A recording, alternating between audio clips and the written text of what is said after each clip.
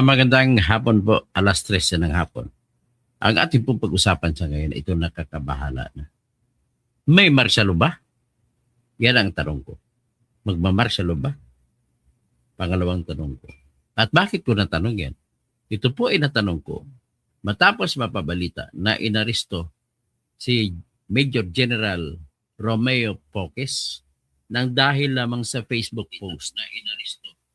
At anong nakalagay sa Facebook post niya? Nakalagay po sa Facebook post niya ay isa doon ay withdraw calling the military and the police officers to withdraw support to BBM. Rebellion ba yan? Inciting to sedition ba yan? Dalawa ang kinaso sa kanya sa Quezon City Prosecutor's Office. Ang isa, rebellion, inciting to rebellion.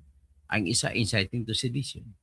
Ang inaprubahan ng Prosecutor's Office at pinasa sa korte ay inciting to sedition. Ano ba yung inciting to sedition? Ang inciting to sedition po ay nagsasalita ka gamit ang iyong pananalita o yung iyong panunulat ay hinihimok mo o na-inspire mo ang mga tao na magwala. Sabihin natin magwala. Pag sedition kasi ay walang objective na gibain ng gobyerno, kundi magwawala lang. Ang tanong, magwawagi ba itong kaso laban kay General Poques? Si General Poques po ay isang retiradong general sa Philippine Air Force. So titingnan natin, alamin natin ang kaso niya. At dagdag pa niyan ay ito po yung napabalita na yung magpipirma lamang sa budget ng 2026 budget natin ay binawalan ang lahat magdala ng cellular phone. Bakit naman? Babawalan, kung babawalan mo, lahat doon na pupunta ay nakatingin na lang, nakapanood na lang. At okay lang sana yan, babawalan mo yung mga official na pupunta doon para manood, para sumaksi sa pagpipirma. Sino-sino itong mga official na dapat pupunta doon? Ito po sila yung mga kasapi ng House of Representatives at Senate of the Philippines na bumuo ng budget na pipirmahan ni Bongbong Marcos. Kasi po, ang proseso ng budget natin, magsimula po yan sa panukala ni Marcos bilang presidente at kinatawag yung panukala na National Expenditure Program. Pero ang correct term yan is National Expenditure Proposal. So, ipapropose niya, anong nakalagay doon? The most controversial na mga proposal sa National Expenditure Program ay yung proposal sa kung ano mga proyekto na gagawin ng DPWH. Di ba, diyan nga na namatay daw, kung namatay man, si Cabral. Tapos, ang DSWD, ano rin itong DSWD, napaka-controversial ito. Bakit? Kasi iyan po ang namimigay ng ayuda na dati AKAP, AX, tsaka MAIP. MAIP pa lang dating pangalan. So ngayon ay maipip ng tawag. So sa DSWD, ang tawag nila ay soft projects. Ang hard projects yun naman DSWD, yung mga flood control projects. So sa soft projects ay for the past 2 years in a row, 2024 and 2025, ay naglagay sila ng AKAP na hindi man lang pinag-aralan yan. Ang alam ko, utak ni Erwin Tolpo yung AKAP niya na ipimibigay. So ngayon, lumalabas na ang halos 1 billion po ang dinisaprubahan ng Commission on Audit na pundo na ipamigay sa ilalim ng AKAP. na ang findings karamihan ay hindi pasado hindi pasado ang mga tumanggap. Hindi sila pasado na tumanggap ng akap na pondo. Ang ibang pondo naman na binibigay din ng DSWD ay ang AX. Ano naman yung AX? Assistance to ah, individuals in crisis situation. So kung crisis ka, paano ba yung crisis? Alam mo, tinatanggap pa na pag wala ka pambayad sa kuryente. Tinatanggap na, bibigyan ka ng pambayad ng kuryente. Ibang mga krisis, walang pambayad sa tuition. Tinatanggap nila yan. Pupunta ka lang sa DSWD. Bibigyan ka, ipakita mo lang yung billing ng school. O pupunta ka roon, kailangan mo na bibili ng gamot. Ipapakita mo yung resita ng doktor. So, pupunta ka ng ospital, kung wala ka makukuha sa tinatag na MAIP, ay pwede kang kumuha sa AX. So, lahat ng klaseng sitwasyon na krisis ang isang tao, alam mo, walang pambili ng pagkain. So, pwede rin sila kumuha doon. Pero ang batas na ginawa nila, pag nakakuha ka na sa AX, hindi ka na pwede kumuha sa AKAP. At hindi ka na pwedeng kumuha sa MAIP. So, ano naman po yung AKAP? Yung AKAP ay para kuno ito sa mga tao na may na below na minimum wage ang sweldo, may sweldo, pero nangangailangan. So, hindi ba in the same din manner ang AX tsaka MAIP tsaka AKAP? So, dapat inisa yan. So, anyway, yung findings ng COA, umaabot po 1 bilyong piso. Yung mga nagdoble-doble pambigay, binigyan na sa AX, binigyan pa sa AKAP. At maraming mga nakalista na kine-question ng COA na hindi kwalipikado. Marami pa ngang iba dyan. Suspetsa ko lang may mga ghost na tao na beneficiary na nakatanggap pero ghost. So yan po ang mga soft projects na napapaloob sa 2024 and 2025 budget. Actually, 2023. Kasama rin. Kasama rin dyan sa mga budget na yan ang tinatawag na MAIP. Dati ang tawag sa MAIP ay Medical Assistance for Indigenous People. At indigent persons. So, ngayon, dinagdagan na ginawa MAIPIF and financially cash-strapped persons. So, iyan ang ginagawa na ngayon. Ang pagtakbo natin ng proyekto na yan mula pa sa 2022, 23, 24, 25 ay diyan po kumukuha na patunayan naman natin mga politiko natin. Diyan kumukuha ng pondo ipamigay sa mga botante. At siyempre pa, kapag ikaw ay incumbent congressman, usually congressman, hindi lang congressman involved dito, pati ibang mga mayor pa, vice mayor, governor, vice governor, at pati rin ang senador involved din. Pero kapag hindi ka kakampi na botante sa iyong constituency, wala ka matatanggap. So iyan po ang realidad. Kahit sa ang lugar natin sa Pilipinas, mapaano man ang tribo mo, kapag hindi ka kaalyado ng politiko ng congressman, yung patay kang bata ka, hindi ka makakakuha. So, sa 2026 budget, inulit nila, actually hindi lang inulit, tinanggal nga ang AKAP, wala na yung AKAP. Tinanggal yung MAIP, pinalitan ng MAIPIF. Pero dinoble naman, naging 53 billion or 51 billion ang tinatawag na AX. From the original proposal na 16 billion, naging 51 billion. At ang MAIPIF naman, naging 50 plus billion na rin. Ano ang kaisipan na sa MAIPIF? So ngayon, ang pera na binibigay sa DSWD sana yan ay dapat ipamimigay ng DSWD. Ang tanong, sino ang dapat bigyan? Kung MAIPIF ang pag-usapan natin, ay dapat wala na tayong lista-lista, punta na lang sila sa ospital para ang mamamayan natin, ma-privado man o ma-public hospitals, kung isinugod ka sa ospital doon, punta na dapat doon at doon babayaran. Wala na, hindi na dapat dadaan sa mga politiko natin. Ang problema, itong 2026 na budget na pipirma ni BBM ay nilagay pa rin ang guarantee letters. Na ibig sabihin, hindi tatanggapin ng ospital ang sinumang tao kapag walang guarantee letter. Pagka ganoon, binigyan mo pa ng pagkakataon ng mga politiko na manipulahin ang mga botante niya kung sino ang bumuboto sa kanya, iyon lamang ang pagbibigyan niya. At saka yung kumukontra sa kanya ay hindi niya na mabibigyan. Ganon po ang mangyayari at mangyayari.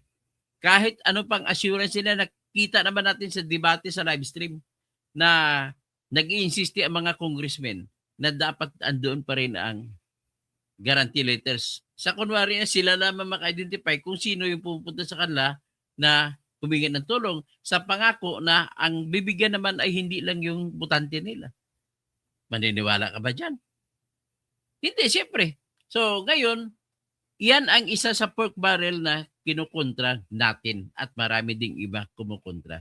Na dapat, tinatawag na ang basehan sa pamimigay, ang pinaka-fair na paraan sa pagbibigay ay lapitan na lamang ang ospital, bigyan ng DSWD ng pondo, ubusin nila parang voucher program.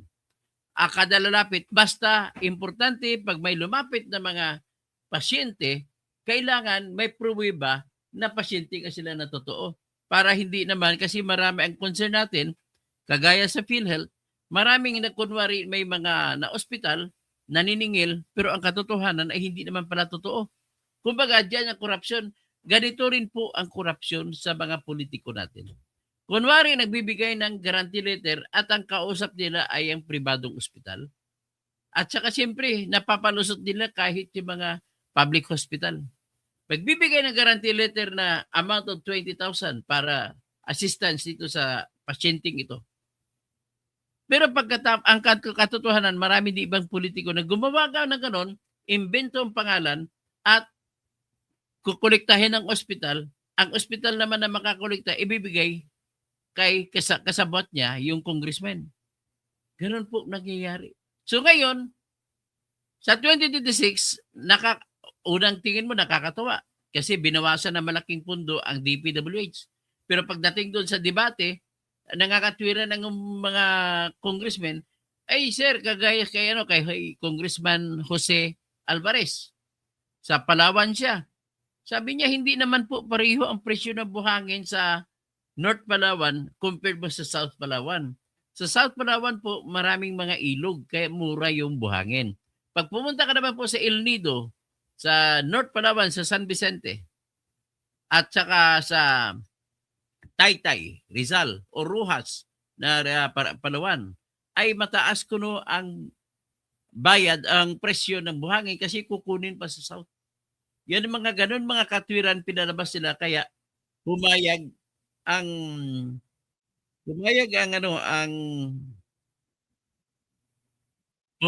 Senado na ibalik ang mga ibang budget. Pero at least, na lumiit ng konti. Pero ganun pa man, andun pa rin yung mga flood control na iba. Uulitin pa rin nila ito. So, yan po ang tatlo. Ang isa pang problema natin ay yung tupad, na ang may hawak naman na pundo naman yan ay Department of Labor. Yan po yung mga tatlong mga budget ang bantayan natin. At pwede tayo, ang gagawin naman natin mga mamamayan, may cellphone lamang tayo, i-record nyo lang sa inyong cellphone kung tuwing may bigayan. I-video ninyo, huwag picture, kasi yung picture mahirap intindihin pagdating sa korte, hindi mababasa ng judge kung anong ibig sabihin. Pero kapag video, maririnig na sa salita lang mismo, ebidensya na. Ganon po ang pakiusap ko sa mga nakikinig sa akin. Kung gusto nyo makatulong kayo sa bayan ninyo, kahit saan man, pag napabalitaan nyo po na may bigayan, puntahan ninyo at kunan nyo po ng video. So, ngayon, kinikwento ko ito dahil naalarma ako. Maliban kay Pokes na inaresto, ay nagpalabas ng utos ang opisina ni Auntie Claire, ni Attorney Claire Castro, na ang mga media pwede pumasok pero bunot-bunutan kung sino lang pwede makapasok, maka-attend ng event, ng signing ng budget na aprubahan ni Marcos. Ang problema, hindi okay lang yun, standard naman yun, hindi magkasya ang lugar, so palabunutan, iraraffle kung sino sa mga media pwede dumalo. Pero ang nakaalarma doon ay binawalan ang media na magdala ng kanilang cellphone. Eh di ba ang cellphone ngayon, yun ang ginagamit ng mga media na gamit para mai-record nilang event. Ibig sabihin, binabawalan mo na ngayon ang media na mag-cover. Paano nila may memorize ang nangyayari kung wala silang gamit na cellphone? Ba't binabawalan ngayon? Yun lang ang aking i-report sa inyo. Yung kay Pukis naman, balik tayo kay Pukis.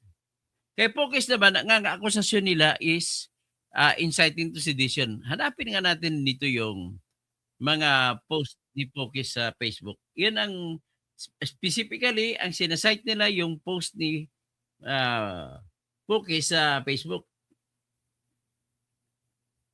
Tingnan natin. Yung withdrawal of support daw. O kagaya ito, ipakita ko sa inyo yung mga post ni General Pukis. Kayo na mag-judge kung inciting to sedition ba ito? Nakaka-inspire ba ito na mga tao magwawala pagkatapos mabasa ang sinulat ni Pukis? Kasi po, magiging inciting to sedition lamang yan kung mayroong clear and present danger na yung tao makabasa niyan ay magwawala, kagaya sa Iran. Salita lang ni former Shah Reza Pahlavi ay magwawala na yung mga Iranian. Hindi po gaganiton ba yan sa Pilipinas? Kumpara mo, o yan. Nabasa niyo yung isang post ito ni General Pukis. Sinabi niya, hindi nabubuhay ang korupsyon sa kapangyarihan. Nabubuhay ito sa katahimikan. 2026 na, huwag tumahimik. Ano ba yan?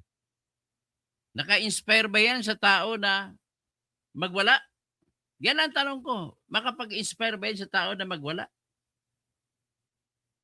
Kung ako naman tanongin nyo, hindi po yan sapat para sabihin mo na magwawala ang lahat ng nakabasa niyan. Additionally, ano pang ibang pinost niya? Ito po yung kanyang November 30 na Long gray line. pakinggan natin. Hear this. Sapat ba itong My fellow panawagan ito Cavaliers. na magwala ang mga tao nakarinig? My fellow Cavaliers, brothers and sisters in the long gray line, hear this, not with your rank, but with your conscience. Our country is bleeding and it needs our help. A cancer of massive, pervasive, and mafia-like corruption has spread across the entire government, robbing our people of lives, homes, livelihood, and even hope. Draining our treasury, burying us in debt, driving investors away, dragging our nation toward economic collapse, and inflicting more pain and misery on millions of our struggling fellow citizens. And the harsh truth is this: corruption thrives because too many good men and women choose to remain silent. But we, PMA graduates, were not raised to be silent. We were forged into an ideal under one sacred banner: courage, integrity, loyalty. We swore an honor code that says, we will not lie, we will not cheat, we will not steal, nor tolerate those who do. Yet today, by our silence, we have tolerated the liars, we have tolerated the thieves, we have tolerated those who plunder our nation. What happened to the courage we once carried with pride? What happened to the loyalty we pledged to the Filipino people? What happened to the integrity we said was non-negotiable?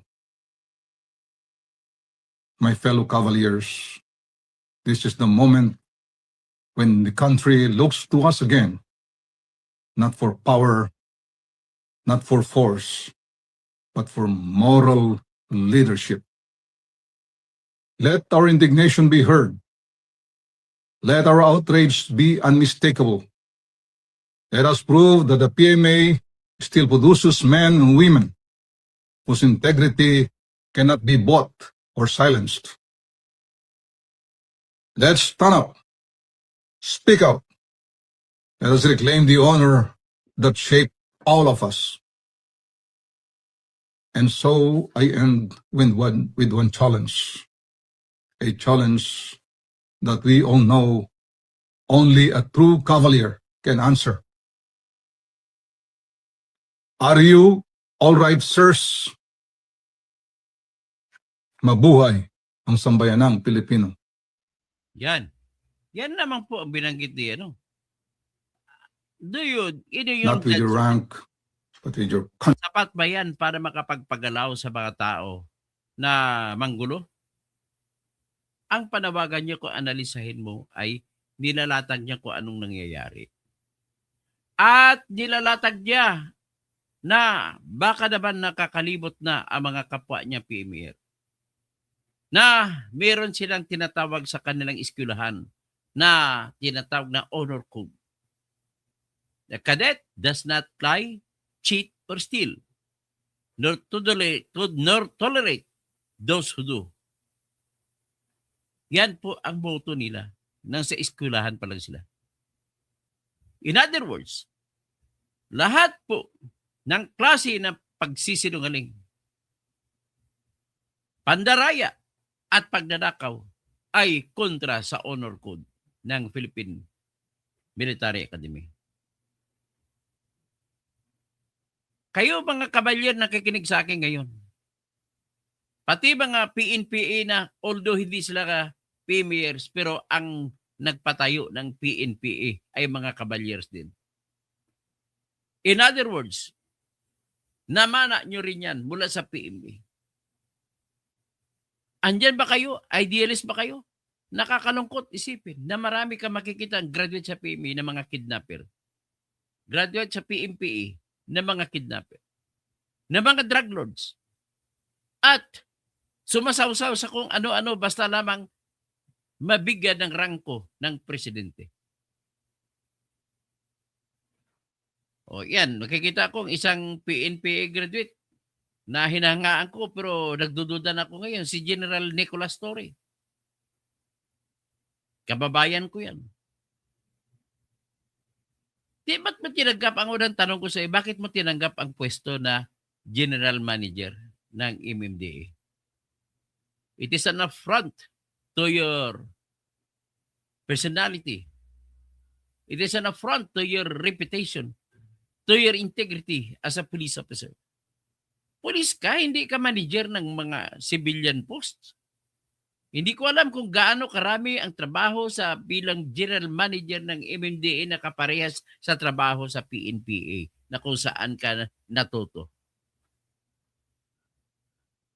Ang trabaho sa MMDA, pinakamalaking trabaho ng MMDA ay paano mo gagawin na hindi magkaroon ng traffic. Hindi trabaho ng pulis yan. Pangalawang trabaho, which is secondary to DPWH, ay yung baha sa Metro Manila ay paano mo maaresto. Sa bagay, hindi ka naman civil engineer, kundi electronics engineer ka.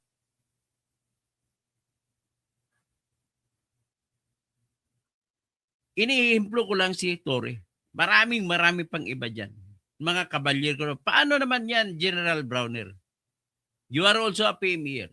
Paano yan, General Nartates? PMer ka rin. Ganon ba kayo? Ganon ba mga PMer? Para hubugin kayo, para magiging sip-sip? Alam mo kung matitigas lang lamang itong mga PMers, pati mga PNPA, sapat na sila makaharang sa mga korap na mga politiko. Kung hindi sila pumapayag, kasi panay kayo sip-sip, appoint dito, appoint doon, lalapit kay congressman, lalapit kay general na retired, lalapit sa mga judge, lalapit sa kung sino-sinong politiko para i-appoint na bilang maging city director, magiging provincial director. magiging regional director, magiging kung ano-anong pwesto. Lahat na lang nakasabi sa mga tinatawag na qualification na MBA. May backer ako. Pare-pareho naman kayo na hinubog dyan sa PMA at PNPA na magiging magaling. Ibig sabihin, one can never say that he is better than his classmate. Pare-pareho lang kayo. Ito naman, ito mga politiko natin, natuto na ito sa kultura na kung sinong loyal sa akin, yun ang aking i-appoint. Hindi ba dapat kung sinong loyal sa bansa, dapat yun ang pipiliin mo? Kasi ang loyal sa iyo, yun ang gagawa ng kasinungalingan, gagawa ng pandaraya at magnanakaw para doon sa politiko na pumili sa kanya. Ang sitwasyon po sa PMA at PNPA na mga opisyal ay hindi rin nalalayo sa sitwasyon ng mga abogado na gusto maging judge, gusto maging prosecutor. Sip-sip dito, sip-sip doon para mailagay, maisasama sa shortlist. Hindi na na-exempt dyan si Remulla. Ginamit niya ang kanyang pagiging malapit na malapit kay BBM para talunin niya ang ibang mas kwalipikado pa sa kanya. Tandaan mo yan, Boying Remulla. The only qualification required of a lawyer to be an ombudsman is reputation for honesty. At kapag ikaw po ay naging politiko, red flag ka na, dapat disqualified ka na. Kasi hindi mo kaya na magiging malaya pag ikaw ay politiko. Sigurado ako na namimili ka rin ng buto nung ikaw tumatakbo para maging congressman ka ng district nyo sa Cavite o naging gobernador ka sa Cavite. Kaya, ikaw talaga one of the biggest disgrace and disdain of this nation is Remulla. Unang-una, huwag ko na questionin ang iyong katalinuhan. Although ang dami mong palpak na desisyon, magbendalo ka pa. Nakakahiya yan sa batch ninyo sa University of the Philippines. Kaklase mo yung one of the best justices ng Supreme Court na si Justice Marvick Leonin. Yan po ang nangyari. Kaya ang nag-shout out ako ngayon, inaalarma ko na bakit kinikitil na ngayon ang kalayaan sa paghahagilap ng balita. No less than Claire Castro has imposed on the reporters assigned with Malacanang not to bring their gadgets in covering the signing of national budget for 2026. Ano ba meron dyan? Bakit itatago nyo? Di ba? Ano bang meron dyan? Kung wala kayong tinatago, hindi na balikat yung mga official. Dapat pupunta dyan kahit sino na nadadalo ay dapat walang pagbabawal sa pagdadala ng cellphone. Ang cellphone po ay dugtong na ng buhay ng bawat isa sa atin. You can never live without a cellphone. Lalo na sa mga media men, mga taga-media. Yun na pong armas nila sa pag-interview. Nare-record nila dyan. And if you will prevent them from bringing, you have committed the sin of prior restraint, Attorney Castro. Alam niyo ba kung ano ibig sabihin ng prior restraint?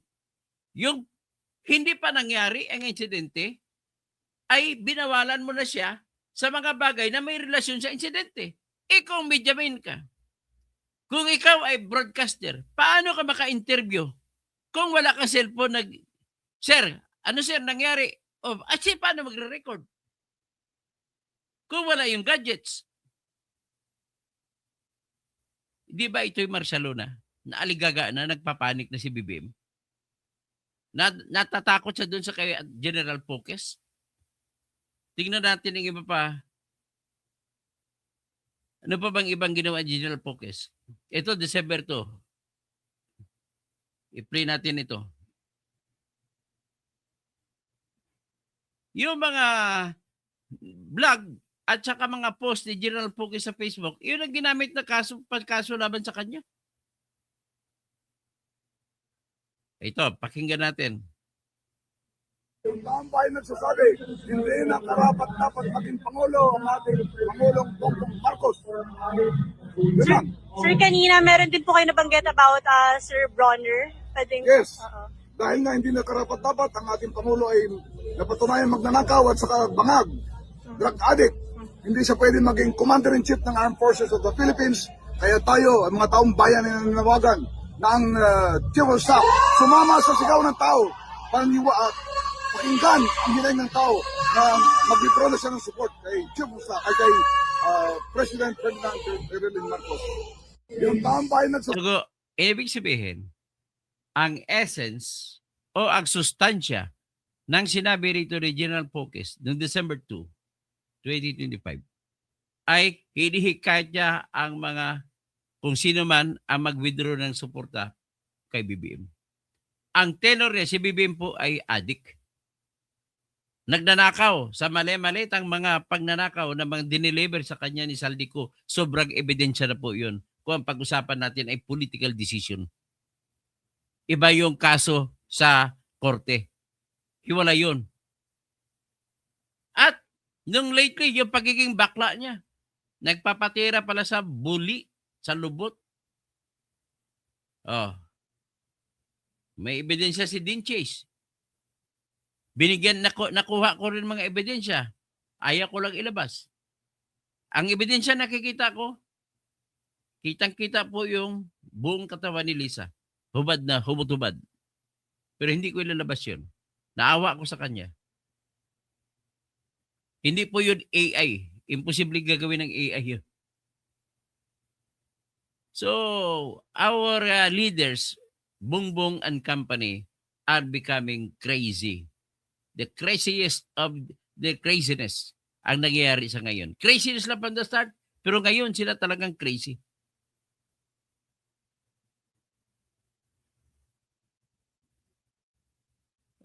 Saan ba nagmumula itong galit ni Kwan? Kung ano yung pagpapahayag ni General Pukis. Tingnan muna natin kung paano sa dito inaresto.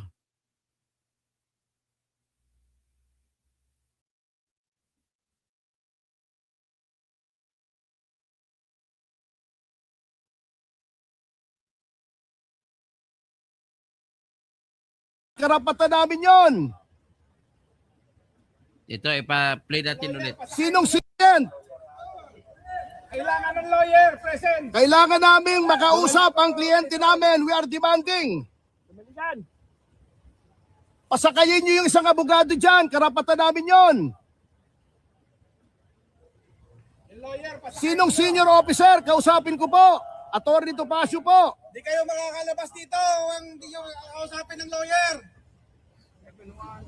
Yan. Kailangan ng lawyer present. Kailangan naming makausap ang kliyente namin. We are demanding. Tumalisan. Pasakayin niyo yung isang abogado dyan. Karapatan namin yon. Yung lawyer, pasakay. Sinong senior officer? Kausapin ko po. Attorney Topacio po. Di kayo makakalabas dito ang di nyo kausapin ng lawyer. Yan ang yan ang nangyari kanina. Ano pa bang iba?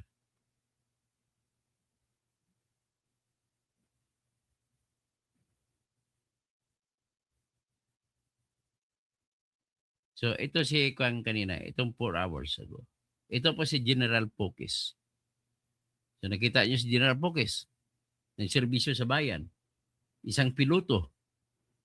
Retired Air Force General Romeo Pukis was arrested today on charges of sedition filed by the CIDG. So, who is Romeo Pukis?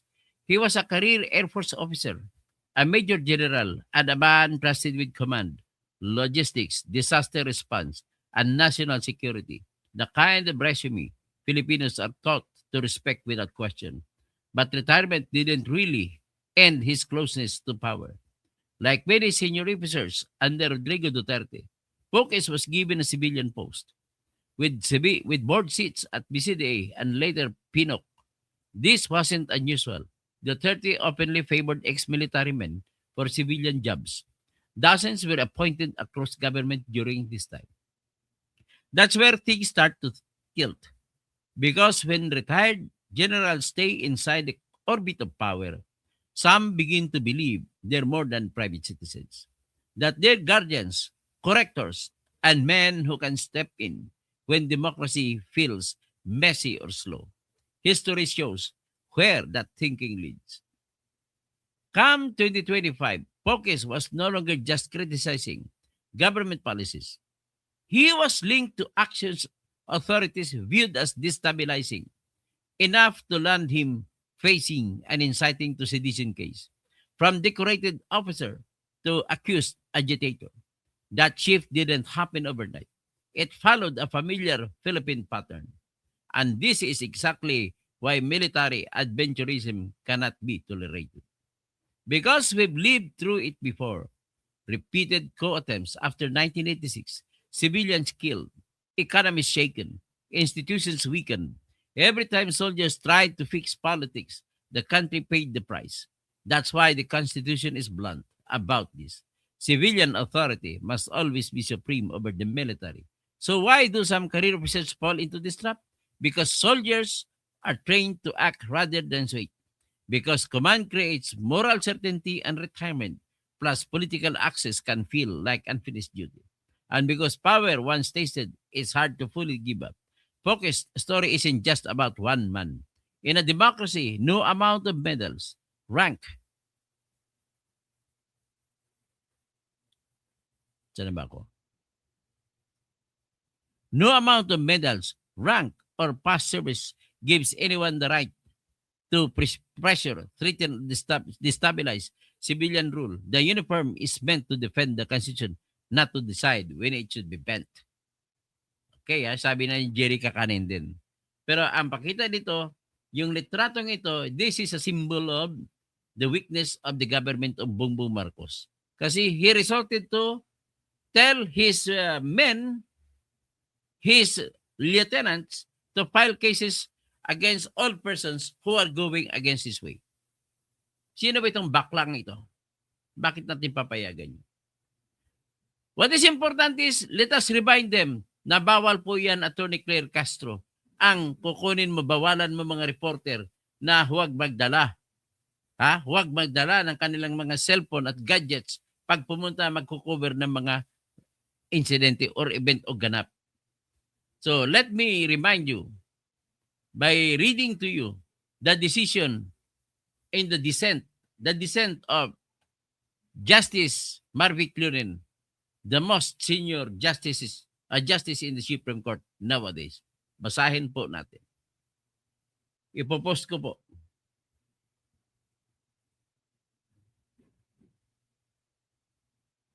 Ito po yung panulat ni Justice Marvick Lurin. Basahin natin po sabay-sabay. Sabi niya, here, respondents mainly contend that Rappler's prohibition from attending presidential events is not a form of prior restraint.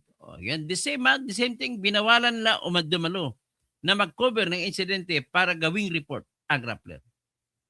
And that the documentary requirements for accreditation do not restrict the publication of news articles. Kaya dinahilan lang, pinaikot-ikot na hindi naman binabawalan ang Rappler, kundi hinanapan lang ng papel. Ganon din yun. Pag hindi makapagpakita ng papel, di binawalan nyo. Yan ang katwiran ni Justice Lurin. So sabi ni Justice Lurin, respondents ito sa gobyerno argue that the accreditation which necessitates a Securities and Exchange Commission registration is enforced to ensure that only legitimate mass media entities and journalists can access presidential events. Yun ang argumento, ang counter-argument ng Malacanang. Pero sabi naman ni Leonen, I disagree with the respondent. Accreditation of the press constitutes prior restraint. Yan, bawal ang prior restraint. Ibig sabihin, yung bago mangyaring insidente, may pagbabawal na nangyari. Ang tawag diyan ay prior restraint. It is a government regulation that burdens and touches upon the work of the free press in the production and publication of news. A license or permit is required before the press can effectively do its work. It touches upon the exercise of free press. If a press entity cannot comply with the documentary requirements for accreditation, its access to the source of news is hampered. This is regardless of the fact that the press can due to its ingenuity, still produce and publish news. Accordingly, the order is presumed unconstitutional and the government has to prove its constitutionality. It failed to overcome this burden. The requirement of registration is a content-neutral regulation that regulates the time, place, and manner of the press coverage of the events and gathering of information. So, ibig sabihin nito, kung meron man kayong regulasyon na gagawin, yan dapat ay hindi makaapekto sa pagre-reporting ng mga media. So, the government must show that the regulation advances a substantial government interest. The interest is not related to the suppression of the speech, and the restriction is not greater than what is essential to facilitate the interest. It must be reasonable and narrowly drawn to fit the regulatory purpose with the least restrictive means undertaken. Here, dito, the restriction is greater than what is necessary to achieve the government's interest. The guidelines are not reasonably and narrowly drawn. The legitimacy of the press and journalists is a matter which the state cannot regulate. A statutory body does not regulate the press in the Philippines. President number 576 expressed the policy of the state to allow mass media to operate without government intervention or supervision in policy determination and news dissemination activities. The media is intended to operate through self-regulation. Thus, the state cannot interfere and regulate the press by attempting to determine which media outlets are legitimate and which are not.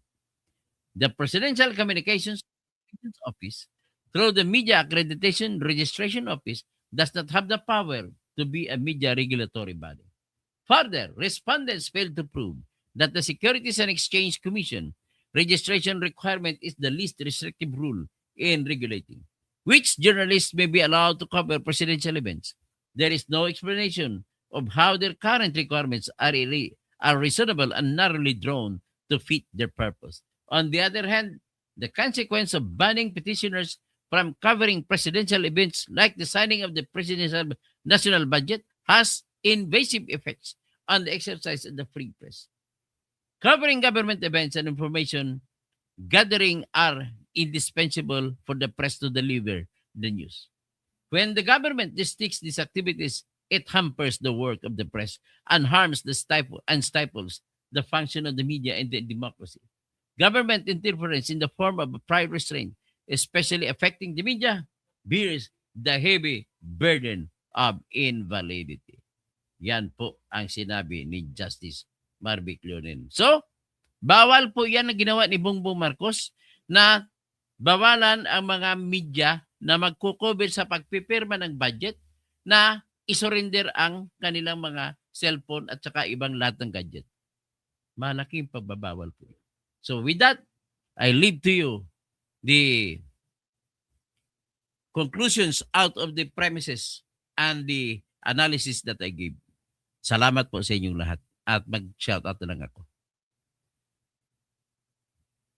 Ay, Maria Victoria Sanchez, lahat gusto patahimikin ni Bangag. Gusto niya sumunod sa kanya.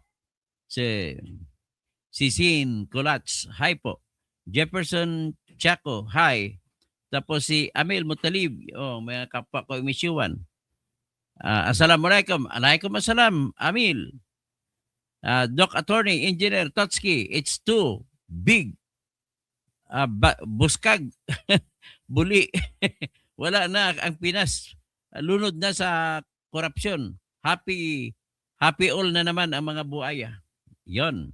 So, Lichen, like po, Bernard Magtibay, Bing Diboke, Manang Bing Diboke, good afternoon, Attorney Doc Toto. Thank you so much for the information. Henry Pineda, dapat talaga ilihin na yung PBM na yan o itapon sa PBM na yan kasi naliligaw hanggang tunay na issue. Siyempre, siya ang numero na kurakot, numero 1 kurakot, kaya siya ang naging mastermind. Talagang hindi naman lalabas yung pera sa flood control kung hindi niya pinirman. So, Andre Gueco, watching from Singapore, may apgat panapon sa mga kabalin na imbagamalim sa lahat ng mga kabsat. Marahin hapon sa lahat ng mga Bicolano, maupay na kulop sa lahat ng mga waray-waray. Maayong hapon sa tanang mga Cebuano, Ilonggo, Bolano. Tapos mahapon sa lahat ng mga Maranao at mga Maguindanao. Okay. Saka buenas tardes sa kay Attorney Bueno at saka lahat ng Sambuangueña. Dapat sa inyo, sabi ni Mr. YouTuber, dapat po sa inyo doon manirahan sa Middle East, China, Russia at North Korea para matutunan ninyo kung ano ang tunay na kalayaan at hindi ninyo abusuhin ang kalayaan na magtamasa natin dito sa Pinas. Ram, sir, mas matimbang na yata ngayon ang pera at power. Nakaka-low moral. Yan na problema sa mga pulis natin, mga PMERs natin. Pera-pera na rin po. Yan ang problema. Kung nawala na po yung kanilang the long gray line cut. Yung tanong ko, naputol na ba ang long gray line sa mga PMERs? I'm addressing this to all cavaliers. Robert Abribulyag. Oh, wala, hindi naman totoo sa inyo natalo. Bakit ako natalo? Kasi karing fake news. Anong sinasabi mo fake news? Pinapakita ko na sa inyo, fake news pa yun. Pinapakita balita, nagsasalita na ngayong subject matter ko. Mr. YouTuber, tama lang sa taong yan ang makulong. Ay, isa ka pa. Wala kang kwentang tao. Galaxy, maya pagat panapon.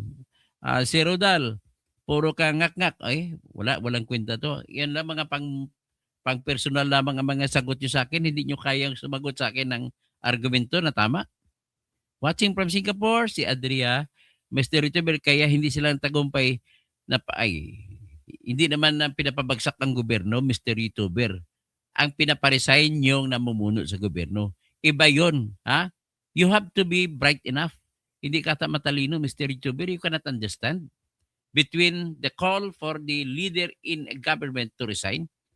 It is one thing, kung government ang awayin mo, rebellion yun.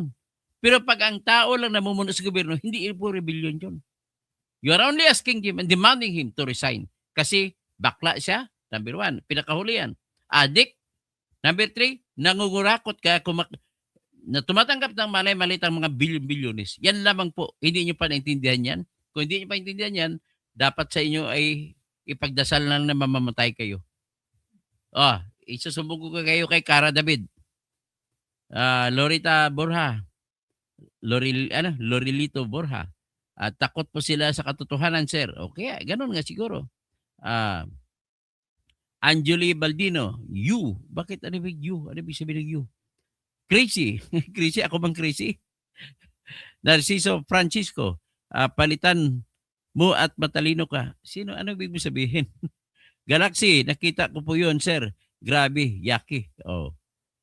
Stop talking. Are you even human? Yes, I'm a human being. Ikaw, are you a human being? Or you're a troll? Or you're on a bot? Armel Guzman, ilabas mo picture, release ako. Ay, hindi ko pwede ilabas ang picture, Armel. Guzman? Naintindihan mo yung batas na tinatawag na voyeurism? Kapag wala kang consent, Lisa Aranita Marcos, bigyan mo ako ng consent, ilabas ko yung litrato mo. Nakuha sa video. Pero kung wala kang consent, hindi ko ilalabas to. Nabigyan lang ako ng litrato, hindi ko naman sabihin kung kanino ko nakuha ito. Yami si Kuya, gusto palit ang lagi magugulo sa buong bansa. Ay, nako. Nonoy, si Bunyog, kampina kay Marcos. Ay, talagang kakampi na si Insurrecto kay Marcos. Yan ang problema sa kanya. Kaya naasar ako sa tulang. Ay, Bibelin, katoto, ay yung mga galawan mo, katulad mo na talaga ng mga vlogger na didis. Hindi po ako didis, pero kumakampi ako sa katotohanan, ay Bibelin. At kung ang tinatawag mong katotohanan ay pagkakampi kay Bibim, well, nagkamali ka. You are nothing but a shit. Makoy, parang di abogado, di kaya pwede sumakay sa sakay na inaristo. Ano mga kwento mo, Makoy? You are nothing. You talk nonsense. Galaxy, nakakahiya yung presidente ng Pilipinas. Adik, what the fuck? Talagang adik, manyak pa, nagpapabuli pa. Rosemary Barbie deserve. Chris Magtas, sir, dapat makulong mga vote buying na politiko. At kurakot ang mga, siyempre pag vote buying ka, mangungurakot ka talaga. Si Mr. YouTuber, ang tawag dyan ay mga abogado na matalino pero walang alam. Ay, ikaw ang walang alam. Kung ano naman sabi mo, kalayo ng mga logic mo. Makoy buti nga sa kanya. Sino bang buti sa kanya? Mga bubo, mga DDS, pag tinabong bubo, parang sinasabi mo, bubo ako. Kasi tawag niyo sa akin DDS. Di ba? Ba't matalino ka ba? Oh, ang problema sa inyo, kapag every time na tinatawag niyo ang tao na bobo na DDS, ang feeling niyan, ang mas marami nasasaktan yung mga Bisaya sa Luzon at saka Mindanao. Bisaya at saka Mindanao. Kasi ang feeling namin ng mga Bisaya, minamata-mata nyo kami, inaalipusta nyo kami, na feeling nyo kayo lang magaling. Ha? Ang magaling ay yung ibubuto si BBM. Tama ba yon? Let us not talk about race here. Let us talk about kung sino ang tao kahit saan ba siya nagaling tribo kapag magaling. Bakit mahal namin siya, no? Si Chubby Singson. No, Ilocano rin yan, hindi rin Bisaya yan. Helen Baguio, Edwin Nabon, yan ka na naman. Ay, wala kang kwentang basahin. Mr. Ritober, I don't like to read your, kapabalik-balik ka lang, ang kabubuhan eh. Get me, malapit na rin hulihin, Mr. Ka. Ay, gawin nila kung gusto nila ko hulihin. At anong kasalanan ko? Kung ako yan, kargalan ka, tanggalan ko po ng pensyon. Ay, ano ba kayo? Sino ba kayo? Ay, hindi ko nabasahin ang iba, ha? Ay, Bibalin, ikaw ba sympathizer ni Junior Addict? Kim Changpol, buti yan para sa inyo, ginugulo nyo. Ay, isa pa itong gago ito. Pasensya na, natawag kitang gago kasi bubo ka eh. Sino pang iba? Snap salute to you, sir. General Pukis. Yun, mabuti pa ito. Pinupuri si General Pukis. Chris Bagtas, makulang ang mga criminals na politiko sa buong mundo. Dapat isama na ni Trump, bunutin si Bongbong Marcos. Teniente Gilbert Rodriguez, napatunayan niya ito sa kanyang ama na kinontrol ang media noon, martial law. Tama po yan, mga maupay nga kulop, Lieutenant Rodriguez. Si D.L. Lascano, dapat ginagaya kay Maduro ito. Okay, sino pa? Si Mr. Tubin, hindi ko nabasahin yan. Chris Bagtas, God bless you all, thanks. Carolina Anardo, BBM resign now. Rolando Catildrilla, mga kamag-anak ng kaibigan ko si Alex, na one of the best Ilonggo composer, Alex Catildrilla. Ikakasal ka na. Yan ang kanta niya na ginawa. So, mga trolls at bangag, isama na yan sa wish ni Cara David. Yan dapat isama. Si Andrea, salamat po. Magbadala, bigyan nyo naman ako. Wala akong pera eh. Bigyan nyo naman ako ng super sticker. Yan na kung okay na sa inyo. Pero kung hindi, okay lang. Incapable of governance po si BBM. Sabi naman ni Litod. Edwin Nabon, anong maleta? Maleta na ngayon eh.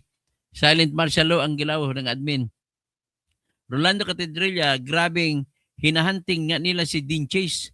Sinira nila ang locker nila Mr. Tubig at Dean Chase. Kanila ng milyones. Grabe ha. Yan ang bagong balita. Hinahunting na ngayon si Mr. Tubig. Yung taong nagbuli kay Bugbong. At saka kumants din kay Lisa.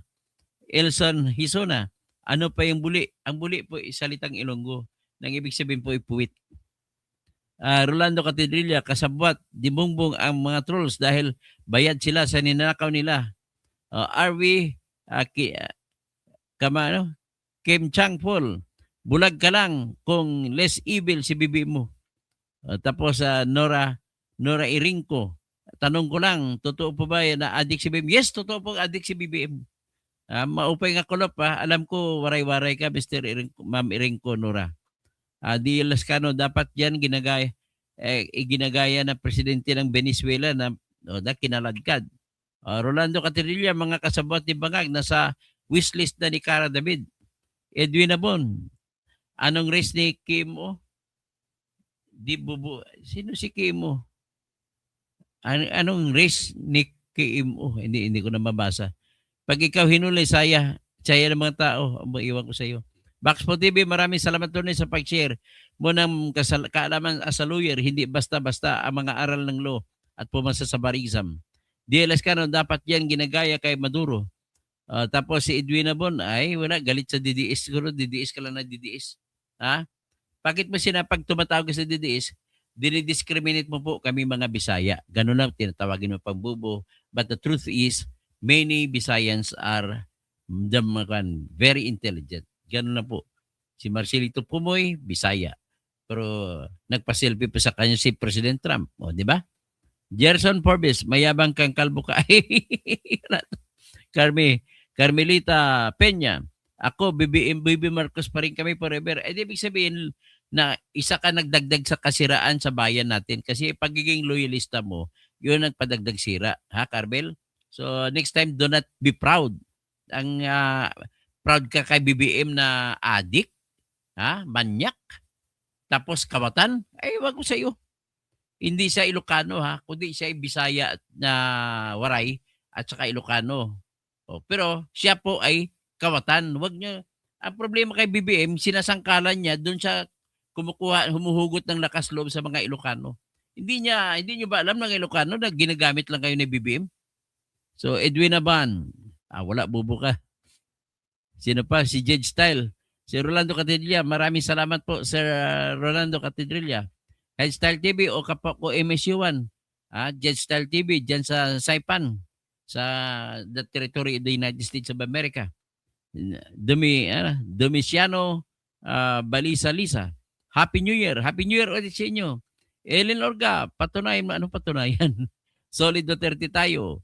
Sabi naman ni Nora Erenco. Ernesto Balsi, bago ka mag-apo sa adik. Hindi, napatunayan ko na po. Napatunayan ko na po, Ernesto. Kagago lang sa iyo pag hindi ka maniniwala. Rolando Catedral, salamat, pariente, sa pagnanaka. Sasabi ng totoo, kapitbahay namin dati sa Maranian Village, nung Frank. Si Frank Catalunya po ay kapatid ng nanay ko po. Tapos, bakit pa wala kayong buhok? Ay, tatanong ba yan? Ibig sabihin, ininusoto mo ako. Ibig sabihin, inaaniposta mo ako dahil wala na ako buhok. Tignan ko nga, yung puwit mo may buhok ba? Waken, we are proud to hail from Mindanao, superior ang Tagaluzon sa pagnanakaw. Wag naman tayo mag-api. Basta sa atin is, let us take this discrimination as our motivating power para maging sumikat, para gumawa palalo ng mabuti. Okay? Magandang hapon po sa inyong lahat.